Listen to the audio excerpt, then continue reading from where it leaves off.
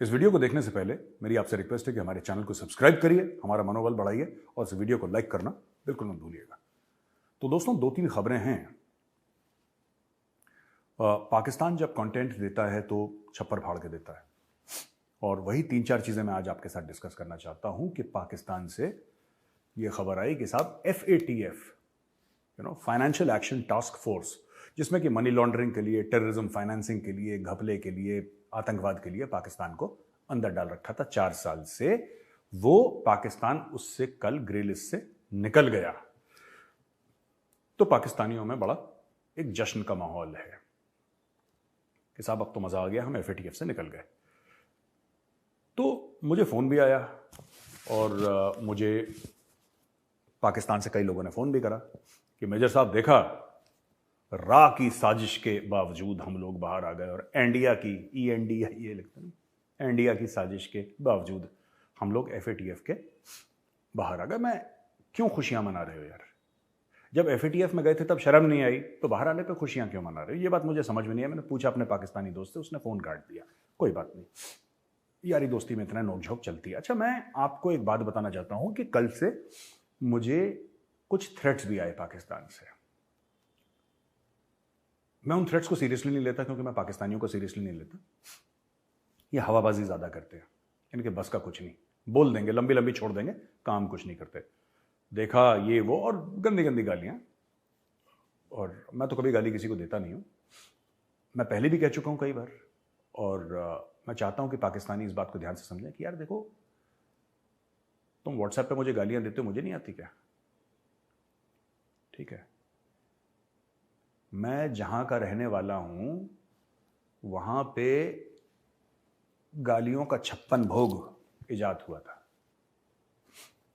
ठीक है, यूपी के हम, अब हम देना शुरू करेंगे फिर तुम्हें बुरा लगेगा। तो यार गाली गलौज ये मत करा करो। तुम्हें मार देंगे, तुम्हारे परिवार को ये कर देंगे, ये कर देंगे, वो कर देंगे, तो क्या मार दोगे तुम यार? मैं तुम्हारी ही ज़बान में, पाकिस्तानियों की ज़बान में पाकिस्तानियों को कुछ समझाना चाहता हूँ। मेजर नू मेजर न मारे तो मेजर नहीं मरदा। समझ रहे हो? मेजर नू मेजर न मारे तो मेजर नहीं मरदा। इस बात का ध्यान रखना। अब दोस्तों, पाकिस्तान का जो FATF का मामला है, नया नहीं है। जैसे इमरान खान की 3 शादियां हो चुकी हैं ना, ये भाई लोग भी 3 बार FATF में जा चुके हैं। मैं आसान शब्दों में आपको बताता हूं कि पाकिस्तान का जो रोमांस है, जो प्यार मोहब्बत इश्क है FATF के साथ, वो नया नहीं है। ये पुराने आशिक हैं ये, और कोई पाकिस्तानियों को पता ही नहीं, क्योंकि पढ़ने लिखने का रिवाज तो है नहीं उस मुल्क में। तो जिसने जो समझा दिया, इमरान खान ने जो चूरन खिला दिया, खा लिया, सब नाचने सड़कों पे। मैं आपको असली इनकी बात बताता हूं। 28 फरवरी 2008 को पहली बार पाकिस्तान को FATF की ग्रे लिस्ट में डाला गया, मनी लॉन्ड्रिंग और फाइनेंसिंग ऑफ टेररिज्म के चलते। आतंकवाद के लिए पैसा इकट्ठा करना और बांटना, और मनी लॉन्ड्रिंग यानी कि यहां से वहां पैसा करना इलीगल तरीके से, व्हाइट को ब्लैक, ब्लैक को व्हाइट, ये सब धांधलेबाजी के लिए पाकिस्तान को, पूरे देश को 28 फरवरी 2008 को FATF की ग्रे लिस्ट में डाला गया। जून 2010 को पाकिस्तान को उस FATF की ग्रे लिस्ट से बाहर निकाला गया। तकरीबन 2 साल ये लोग FATF की ग्रे लिस्ट में पहली बार रहे। ये पहली शादी थी इनकी, ये शादी 2 साल चली इनकी। फिर फरवरी 16, 2012 को पाकिस्तान को फिर से FATF की ग्रे लिस्ट में डाल दिया। फरवरी 16, 2012 और फरवरी 26, 2015 को पाकिस्तान को ग्रे लिस्ट से निकाल दिया गया। तो अब आप समझ रहे हैं, पहली बार जो पाकिस्तान को ग्रे लिस्ट में डाला था 2008 से 2010, 2 साल पाकिस्तान ग्रे लिस्ट में रहा। फिर 2012 से लेकर 2015 पाकिस्तान ग्रे लिस्ट में रहा, 3 साल तक रहा। उसके बाद पाकिस्तान 28 जून 2018 को दोबारा एक बार पाकिस्तान को ग्रे लिस्ट में डाल दिया, और कल पाकिस्तान ग्रे लिस्ट से निकला है। तो जो पाकिस्तानी इसकी खुशियां मना रहे हैं, पहली बार जब आप गए थे तो आप 2 साल के लिए गए थे अंदर, फिर आप 3 साल के लिए गए, इस बार 4 साल के लिए गए, और सब में तकरीबन 2-2.5 साल का अंतर है। मेरा यह अनुमान है कि अब हम 2022 में हैं और मुझे ऐसा लगता है, ये मेरा अनुमान है, एक प्रिडिक्शन करना चाहता हूं कि 2024-2025 के बीच में होना हो पाकिस्तान इस बार फिर चला जाएगा ग्रे लिस्ट में, और इस बार कम से कम 5 साल के लिए जाएगा। मैं ट्रेंड एनालिसिस कर रहा हूं, तीन बारी का ट्रेंड जो है, तो पाकिस्तान दोबारा जाएगा ग्रे लिस्ट में। इनकी हरकतें वही है ना, ये जिहाद फी सबीलिल्लाह और काफिरों को मार देंगे, और यही तो इनका काम है, धंधा ही इनका ये। तो ये पहले 3 बार अब जा चुके हैं, अब ये चौथी बार की तैयारी हो रही है। और जो मैंने ट्रेंड एनालाइज करा है, इस बार जाएंगे 5 साल या 5 साल से ज्यादा के लिए FATF की ग्रे लिस्ट में, और ये जाएंगे 2-2.5 साल के बाद। यानी कि अभी 2022 का अंत आ रहा है, हम अक्टूबर पे बैठे हैं, ये 2024 अक्टूबर से लेकर मुझे लगता है 2025 के बीच में कभी भी दोबारा पाकिस्तान जा सकता है ग्रे लिस्ट में, क्योंकि ये नहीं सुधरेंगे। ये पहली बार वादा नहीं करा उन्होंने, पहली बार हाथ पैर नहीं जोड़े। पाकिस्तान 2 बार पहले FATF के पैर पकड़ चुका है कि भाइयों माफ कर दो, गलती हो गई, दोबारा गलती नहीं करेंगे। पूरा पैर वैर छू लिया उन्होंने, फिर वही गलती करी, फिर वही गलती करी, तीसरी बार गलती करी, अब चौथी बार ये। और हमारे लिए यही अच्छा है कि पाकिस्तान कभी ब्लैकलिस्ट ना हो। बहुत गड़बड़ हो जाएगी अगर पाकिस्तान ब्लैकलिस्ट हो गया तो। जैसे अजीत कहता था ना, मोना डार्लिंग, कि इनको लिक्विड ऑक्सीजन में डाल के रखो, लिक्विड इसे जीने नहीं देगा और ऑक्सीजन इसे मरने नहीं देगा। ये बीच में तैरते रहे त्रिशंकु की तरह, वही बढ़ गया है। तो जो इंडियंस कह रहे थे कि नहीं पाकिस्तान को ब्लैक लिस्ट में जाना चाहिए, ना ना ना, उससे गड़बड़ हो जाएगी। ये जितना लटके रहेंगे बीच में उतना ठीक है। अच्छा, अब दोस्तों, ये मैंने आपको FATF की ग्रे लिस्ट के बारे में स्टोरी सुनाई। एक और पाकिस्तान की जबरदस्त स्टोरी है। तोशाखाना रेफरेंस में इमरान खान को 5 साल के लिए इलेक्शन कमीशन ऑफ पाकिस्तान ने, ECP ने डिस्क्वालीफाई कर दिया। देखिए, मुझे लगता है ये गलत मामला है। एज एन इंडियन मैं समझता हूं गलत है। इमरान खान तो हमारे लिए एक बहुत बड़ा तोहफा था। उस आदमी ने पूरे पाकिस्तान को निपटा दिया। अब यार इसको 5 साल लड़ने नहीं देंगे तो हमें तो फिर, अब चाइनीज फिर कह रहे हैं शहबाज शरीफ के अंदर कि हम शहबाज शरीफ पे हमें वो है। अब दोबारा शहबाज शरीफ जा रहा है ना चाइना फिर कह रहा है हम इन्वेस्टमेंट करेंगे, चाइना फिर कह रहा है हम पैसा डालेंगे पाकिस्तान में। जब इमरान खान था 4.25 साल, तब तो चाइना ने कुछ करा नहीं। तो यहाँ पे तो I am not a gambling man, मैं जो वो नहीं खेलता, सट्टा नहीं खेलता, लेकिन अगर मुझे खेलना होता तो मैं पैसे इमरान खान के ऊपर मैंने लगाने थे, अगर मैं खेलता तो। लेकिन यार वो हुआ नहीं, वो गड़बड़ हो गई इमरान खान। और मुझे लगता है गलत भी हो उसके साथ। एक घड़ी बेच दी, एक नेकलेस बेच दिया। यार ये चीज़ क्या होती है, घड़ी नेकलेस बेच दिया, व्हाट इज दिस। यहाँ पे नवाज शरीफ ने पूरा का पूरा मुल्क बेच के बैठा हुआ है। जरदारी को ऑफिशियली मिस्टर 10% बोलते हैं, ठीक है। नवाज शरीफ हाथी पे सवार होकर वापस पाकिस्तान आने की तैयारी कर रहा है। जरदारी अभी मुस्कुरा रहा है, शक्ल देखिए जरदारी की मुस्कुराते हुए, जैसे अभी मलाई खाई होगी उसने। इन लोगों को आपने बाहर रख रखा है यार, ठीक है। नवाज शरीफ की पैसे, इसकी दौलत कहां से बनी, इमरान खान को बेचारे को। और इमरान खान ने लीगली गलत क्या करा, वो तो उसका तोहफा था ना, उसने बेच दिया, ठीक है। हो सकता है कि थोड़ा सा हम अनएथिकल कह सकते हैं, लेकिन मुझे नहीं लगता इमरान खान ने ऐसा कुछ गलत करा है। वो लोग पाकिस्तानी मोदी जी का एग्जाम्पल देते हैं कि मोदी जी ने तो अपने सारे तोहफे बेच के और लड़कियों के एजुकेशन के लिए, लड़कियों की शिक्षा के लिए पैसे लगा दे। मोदी जी का मामला अलग है, वो दरवेश आदमी है, 4 कपड़े हैं और वहीं वापस गुजरात चले जाना है बाद में उन्होंने ना, when he retires from public life.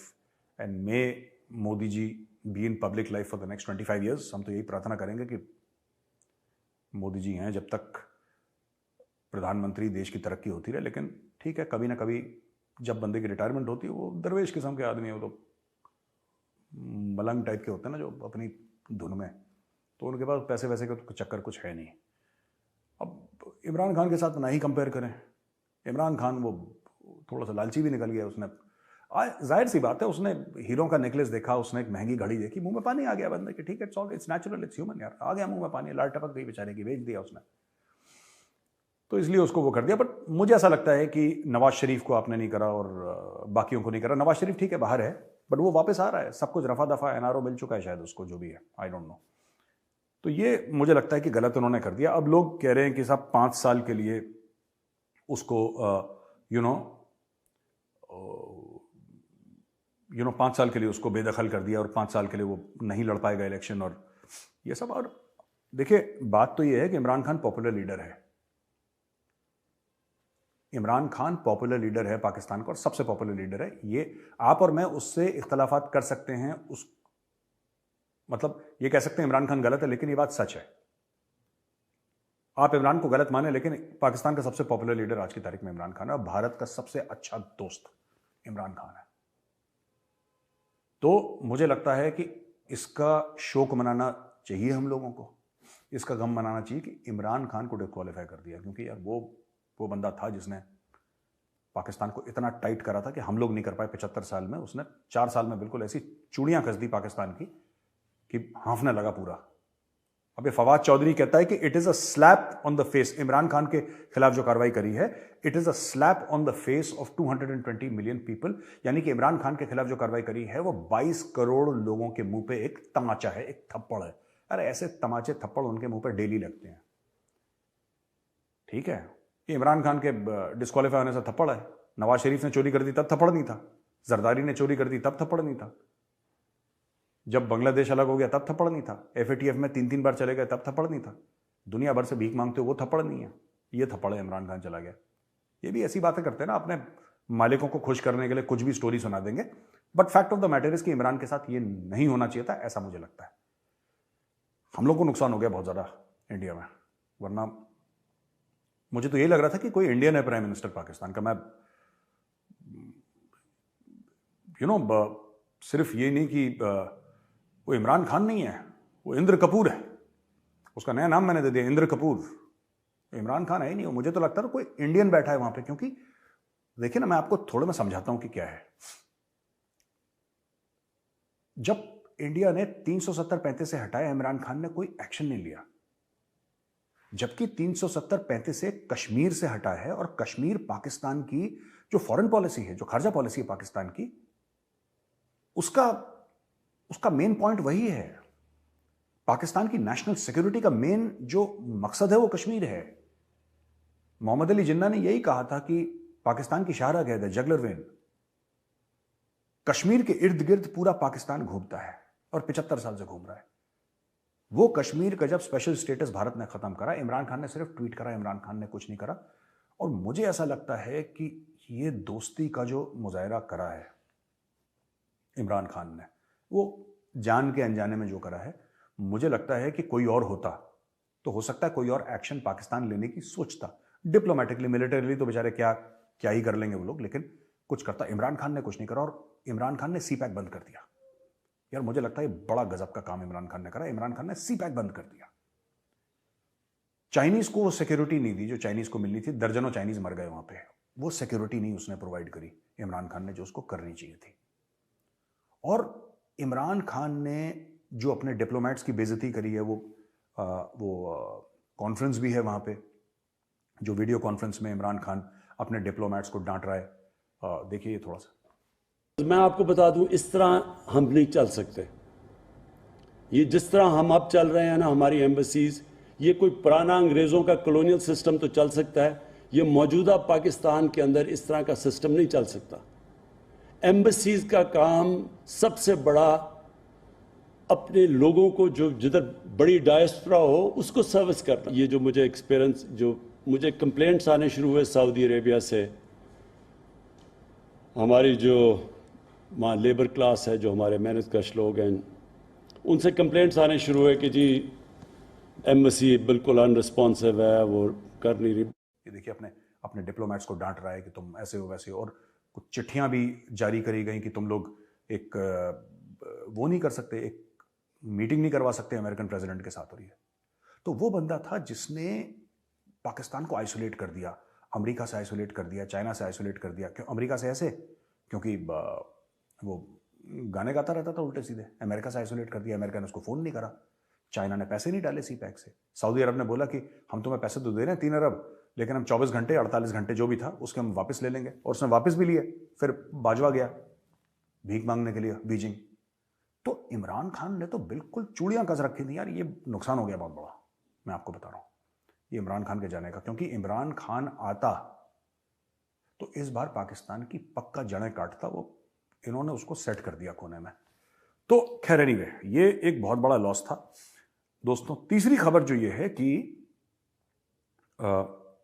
अगर हम ये जनरल बाजवा हैं जो पाकिस्तान के आर्मी चीफ हैं, तो जनरल बाजवा ने बोला कि भाई मैं एक्सटेंशन नहीं लूंगा, I will not take extension, और मैं रिटायर हो रहा हूं। आई थिंक 28 नवंबर को जा रहे हैं जनरल बाजवा, तो general Bajwa is going on 28 नवंबर या 27, 28, 29 को ऐसी कुछ। तो कह रहे हैं मैं एक्सटेंशन नहीं लूंगा और दूसरा आर्मी चीफ आएगा। और कहते हैं कि पाकिस्तानी आर्मी जो है वो पॉलिटिक्स में दखल अंदाजी नहीं करेगी, दखल नहीं देगी। देखिए ये एक पॉलिटिकल स्टेटमेंट खुद अपने आप में एक पॉलिटिकल स्टेटमेंट है जनरल बाजवा का कि पाकिस्तानी आर्मी पॉलिटिक्स में, Pakistani army is a political army, Pakistani army is a political army, और every army in every Muslim country is a political army. और मैं कोई कंट्रोवर्शियल स्टेटमेंट नहीं दे रहा, लेकिन there is something called political Islam. I don't mean to be controversial और communal about it, but ये सच है, there is something called political Islam. And since ईमान तकवा जिहाद फी सबीलिल्लाह is the motto of the Pakistan army can not be a political. 75 साल से उन्होंने पॉलिटिक्स में दखल दिया, वही पॉलिटिशियंस असली हैं। ये इमरान और ये शहबाज शरीफ और नवाज शरीफ और जरदारी और एक जमाने में हुआ करता था जुल्फिकार अली भुट्टो बने, ये बच्चे हैं पाकिस्तानी फौज के। पाकिस्तानी फौज ने तो पैदा करा है इनको। They are a result of the Pakistan army. ये पाकिस्तानी फौज है। तो मुझे नहीं लगता, जनरल बाजवा ने पहले नहीं बोला। जनरल बाजवा कहता है कि यार पाकिस्तानी फौज पॉलिटिकल नहीं होगी। कैसे नहीं होगी जनरल साहब, कैसे नहीं होगी? यही पॉलिटिकल स्टेटमेंट है कि जब आपका पूरा टेन्योर खत्म हो रहा है तब आप ये पॉलिटिकल होने के बयान दे रहे हैं। आपने पहले तो नहीं दिया बयान। जब 6 साल पहले आप आर्मी चीफ बने थे, क्या आप तब बोला था कि मैं इंश्योर करूंगा कि आप पॉलिटिकल ना हो? जब आप बने थे कि पाकिस्तानी फौज पॉलिटिकल नहीं होगी। इमरान को बनाने वाले आप, इमरान को हटाने वाले आप, शहबाज शरीफ को प्रधानमंत्री बनाने वाले आप, अब आप कह रहे हैं पाकिस्तानी फौज पॉलिटिकल नहीं है, आगे से नहीं होगी। आगे से नहीं होगी कि सारे कलेश तो कर दिया आपने। आगे से क्या नहीं होगी, हो चुकी है, पॉलिटिकल फौज है वो। अगर पॉलिटिक्स से पाकिस्तान आर्मी को निकालो तो क्या करेगी? लड़ना उसको आता नहीं है भाई। उस फौज को या तो बिजनेस करना आता है, पॉलिटिक्स करनी आती है। फौजी फाउंडेशन है, $20 अरब का पूरा एक मामला चलता है वहां पे, महकमा चलता है। या तो धंधा करते हैं या वो नेतागिरी करते हैं। लड़ती थोड़ा ना है पाकिस्तान, लड़ना तो उन्होंने आउटसोर्स कर रखा है। हाफिज सईद जिहाद, मसूद अजहर जिहाद, सैयद सलाउद्दीन जिहाद, फलाना ढिमका जिहाद, क्योंकि खुद नहीं लड़ना। और जो फौज कहती है हम खुद नहीं लड़ेंगे, वो क्या करती है? धंधा करती है, पॉलिटिक्स करती है। तो मुझे लगता है बयान थोड़ा सा आर्मी चीफ साहब का गलत है, जनरल बाजवा का। अच्छा, और दोस्तों, और जो दूसरी खबर आई है वो भारत की ये खबर है कि यूएई का फर्म है, यूनाइटेड अरब एमिरेट्स का, जिससे कि वो कैराकैल की एक कार्बाइन थी CAR 816 जो इंडियन आर्मी खरीदना चाहती थी। तो उसने अब ऐसा करा है कि उसने टाई अप कर लिया है एक इंडियन पार्टनर से। और इंडियन पार्टनर से टाई अप करने के बाद ये जो कंपनी है वो बनाएगी कार्बाइंस इंडिया में। इनको पहले ऑर्डर मिलने वाला था, कई लाखों आए, 3-4 लाख कार्बाइन का ऑर्डर, वो इंडिया ने कैंसिल कर दिया। क्योंकि इंडिया ने बोला मेक इन इंडिया। वो मोदी जी ने चाबी लगा रखी है, सबके बोला कि आत्मनिर्भर यहीं पे बनाओगे क्या, कि यहीं पे नौकरियां मिले लोगों को, यहीं पे जो हो, अगर हमारा पैसा ले रहे हो, हमारा पैसा बाहर क्यों जाए, इंडिया में आना चाहिए। तो अब इन्होंने प्रेशर में आके क्या करा है कि इंडिया में कार्बाइन, दोस्तों मैं आपको इसका ब्रीफ हिस्ट्री बता दूं। हम लोगों ने जो कारगिल में करा, ठीक है, कारगिल और उसके पहले भी, क्योंकि कारगिल तो ऐसा नहीं हुआ कि कारगिल एक दिन हो गया ना, उसके पहले से जो हथियार तो थे उसके पहले से थे। तो मैंने पहली बार इंसास राइफल जो थी मैंने देखी थी। First time I saw the INSAS rifle, it was in 1994। मैं कमीशन हुआ 94 में मैं वायोज करने गया, मऊ इन्फेंट्री का वायोज होता है, तो वहां पे पहली बार मैंने देखी, इस्तेमाल फिर नहीं करी मैंने। I did not use it but I saw it, और मैंने टच करा, मैंने फील करा, मैंने देखा कि हाँ ये कार्बाइन ऐसी है इंसास की, ये LMG ऐसी है, और राइफल इस तरीके से। वो 2-3 मॉडल्स उन्होंने लगा रखे थे हमें दिखाने के लिए, तो हमने देखे उसको, तो हमें तो बड़ी फैंसी लगी यार, प्लास्टिक की मैगजीन है ये वो, क्योंकि हम तो SLR चलाते थे, भारी वाली हाथी मार टाइप। तो पर बाद में पता लगा राइफल अच्छी नहीं है। तो जो कारगिल की लड़ाई हम लोग जीते, वो तो भारतीय सैनिक जो थे अपने जिगर से जीते, अपने कलेजे से जीते, उसमें राइफल वाइफल का कोई लेना देना। हाँ, बोफोर्स ने जबरदस्त काम करा, ये अलग बात है। मैं बोफोर्स की बात नहीं कर रहा, मैं 5.56 mm इंसास जो है मैं उसकी बात कर रहा हूं। और मेरा पर्सनल तजुर्बा, मैंने इस्तेमाल कर रखी है कई बार, पर्सनल तजुर्बा घटिया राइफल है, बिल्कुल एकदम घटिया राइफल है, और इसको जाना चाहिए जल्दी। तो ठीक है, अब सरकार ने बोला है कि अमेठी में फैक्ट्री हो रही है, तो AK-203 आ रही है, AK-203, और ये कार्बाइन अलग से यूएई का फर्म अब ये बेचेगा। तो मुझे लगता है बहुत अच्छा स्टेप है, और आत्मनिर्भरता की तरफ। तो ऐसी ऐसी मैं आपको खबरें दिखाता रहूँगा दोस्तों कि कि जिस तरीके से हम लोग और सेल्फ रिलायंट हो रहे हैं, बाहर की टेक्नोलॉजी भारत में आ रही है। तो दोस्तों अगर ये बाहर से आके भारत में बनाएंगे तो कोई भारतीय वर्कर होगा जिसको बेनिफिट होगा, कोई भारतीय बिजनेस हाउस होगा जिसको बेनिफिट होगा, और इंडियन इकोनॉमी को बेनिफिट होगा। फिर भारत यहाँ से बना के बाहर एक्सपोर्ट भी कर सकता है। तो इसलिए मुझे लगता है मैं ऐसी ऐसी आपको जैसे ही आत्मनिर्भरता की बात होती है और कॉन्ट्रैक्ट्स होते हैं, मैं आपको इसके बारे में बताता रहूँगा दोस्तों।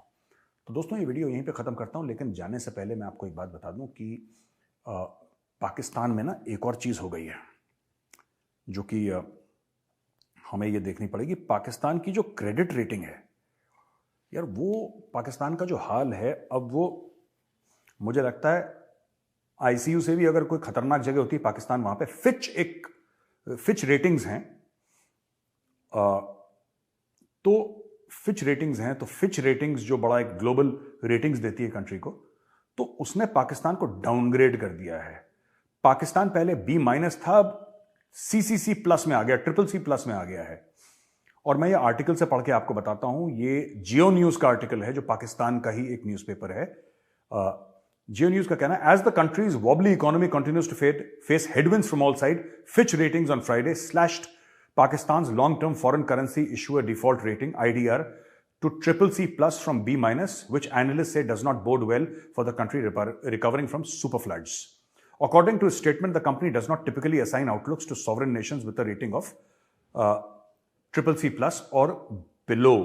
The agency flagged worsening liquidity and policy risks as the main reason that led to a downgrade. देखिए पॉलिसी तो है नहीं पाकिस्तान में, किसी भी चीज़ की पॉलिसी नहीं है। ये सब लूटपाट का मामला है इनका कि यहाँ से थोड़ा सा नोचा, वहाँ से नोचा। अभी इशाक डर आ गया, वो थोड़ा सा लूट के ले जाएगा, फिर वो शहबाज शरीफ लूट के ले जाएगा। इमरान खान कोई अपना -1 फार्मूला के तहत अगर इमरान को बाहर कर देते हैं, कोई और आ जाएगा। और मैं आपको एक और चीज़ बताता हूँ, पाकिस्तानी जो छोटी छोटी चीज़ों से खुश होते हैं ना, उनको एक बात नहीं पता कि यार ये ना आपका मुल्क, आपके मुल्क को जो खतरा है वो it is basically from non traditional security access. Food security का खतरा है, एनर्जी सिक्योरिटी का खतरा है, फ्लड्स आ गए आपके यहाँ, बीमारियों का खतरा है, पैसे नहीं है इसका खतरा है। और जहां से खतरा नहीं है, यानी कि भारत, जहां से खतरा नहीं है, सारे 22 करोड़ लोगों को पूरब की तरफ इनका मुंह कर रखा है कि भाई यहीं से हिंदू आएगा खा जाएगा। ये जब तक आप अगर शुतुरमुर्ग बने रहेंगे और रेत के अंदर अपना सर डाल के बोलेंगे शेर नहीं है क्योंकि मुझे नहीं दिखाई दे रहा, तो भाई शेर आएगा तुम्हें खा जाएगा। और यही पाकिस्तान के साथ हो रहा है। इनको पता रखा इजराइल तुम्हारा दुश्मन है, भारत तुम्हारा दुश्मन है। भाई ना इजराइल तुम्हारा दुश्मन है ना भारत तुम्हारा दुश्मन है, तुम अपने सबसे बड़े दुश्मन हो।